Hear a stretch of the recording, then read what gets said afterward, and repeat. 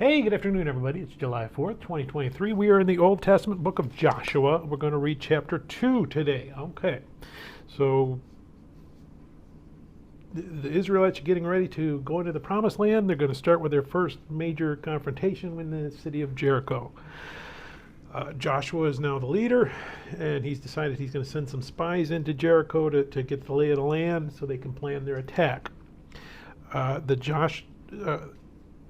Joshua's spies encounter a prostitute, a Gentile prostitute, lives in Jericho named Rahab.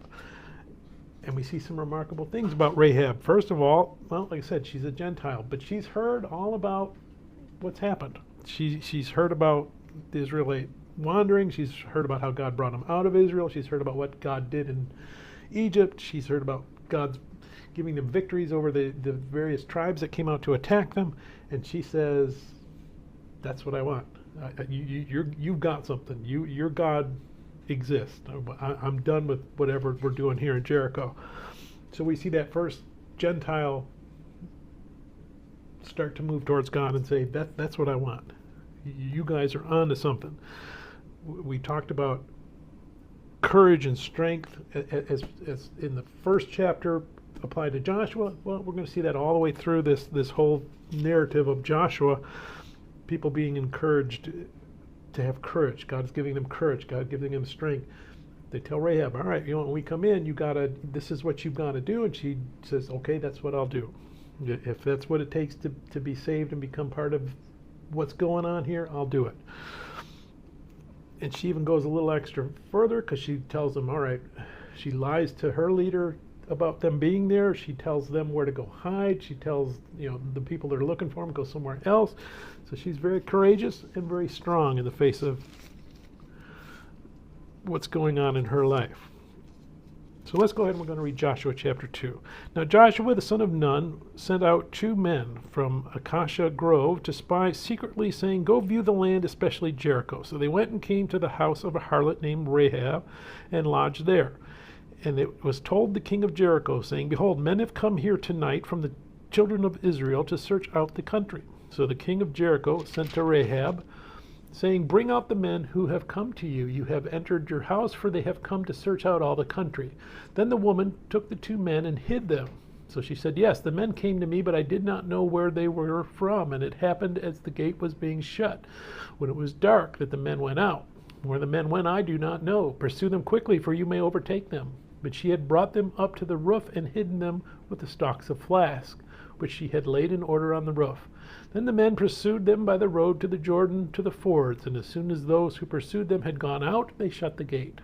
Now before they lay down, she came up to them on the roof and said to the men, I know that the Lord has given you the land, that the terror of you has fallen on us, and that all the inhabitants of the land are faint-hearted because of you. For we have heard from how the Lord dried up the water of the Red Sea for you when you came out of Egypt, and what you did to the 2 kings of the Amorites who were on this other side of the Jordan. Excuse me.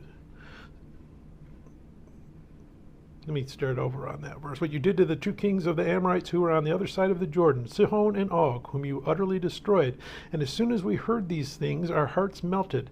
Neither did there remain any more courage in anyone because of you. For the Lord your God, he is God in heaven above and on the earth beneath. Now therefore I beg you, swear to me by the Lord, since I have shown you kindness, that you will show kindness to me, my father's house, and give me a true token, and spare my father, my mother, my brothers, my sisters, and all that they have, and deliver our lives from death. So the men answered her, our lives for yours, if none of you tell this business of ours, and it shall be, when the Lord has given us the land, that we will deal kindly and truly with you. Then she let them down by a rope through the window, for her house was on the city wall. She dwelt on the wall. And she said to them, go to the mountain, lest the pursuers meet you. Hide there 3 days, until the pursuers have returned. Afterward you may go your way. So the men said to her, we will be blameless of this oath of yours, which you have made us swear, unless when we come into the land you bind this line of scarlet cord in the window through which you let us down. And unless you bring your father, your mother, your brothers, and all your father's household to your own house.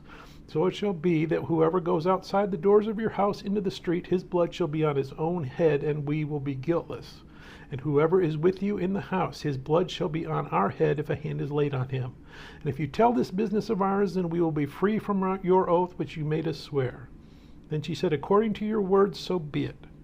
And she sent them away, and they departed, and she bound the scarlet cord in the window. They departed and went to the mountain, and stayed there 3 days until the pursuers returned. The pursuers sought them all along the way, but did not find them. So the 2 men returned and descended from the mountain and crossed over, and they came to Joshua the son of Nun, and told him all that had befallen them. And they said to Joshua, truly the Lord has delivered all the land into our hands, for indeed all the inhabitants of the country are faint-hearted because of us. May God bless the reading of his word. May God bless you. Bye.